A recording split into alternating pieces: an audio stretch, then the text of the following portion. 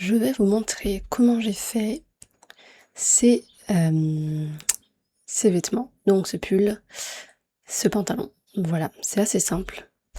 Donc, d'abord, sur ChatGPT, des vêtements comme ça.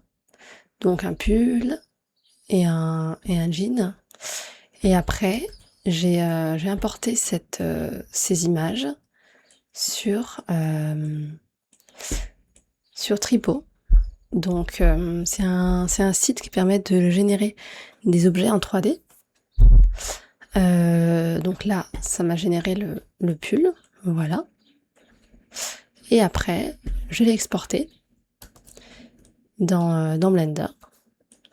Alors au début, il n'était pas forcément bien mis, donc par exemple, il n'était pas bien ajusté. Donc ici, par exemple, je vais mettre comme ça. Il était comme ça, donc avec l'outil, avec G, il suffit de le modifier un peu, et avec ça aussi, l'édition proportionnelle. Voilà, pour les deux, donc pour le jean et le pull, voilà. S'il y a besoin d'enlever des éléments, par exemple, ici, je l'ai pas fait, mais ici j'aurais pu. Si c'est vraiment important, si on va voir cette partie, ça peut être bien d'enlever, sinon c'est pas trop grave. Mais en tout cas, pour l'enlever, c'est assez simple, il suffit. Alors, je vais isoler. Hop, je vais mettre de côté. Et on va isoler ça. Supprimer, pardon. Donc, par exemple, pour cela, on fait CTRL+. On recule un peu, hop. Et voilà, X, et on efface. Donc voilà. Après, une fois que les vêtements sont placés sur le personnage, donc le personnage doit être en T, le plus possible en T, c'est mieux pour après l'animer. Donc là, ça va comme ça. C'est pas un T parfait, mais ça va quand même. Après, on exporte le personnage en format FBX ou... Alors, exporter FBX ou OBJ. Donc moi, ce que je fais, c'est que je fais un nouveau fichier, juste avec le personnage que je veux exporter. J'exporte le personnage. Et après, je l'importe dans Mixamo. Donc ici, upload caractère. Je l'importe.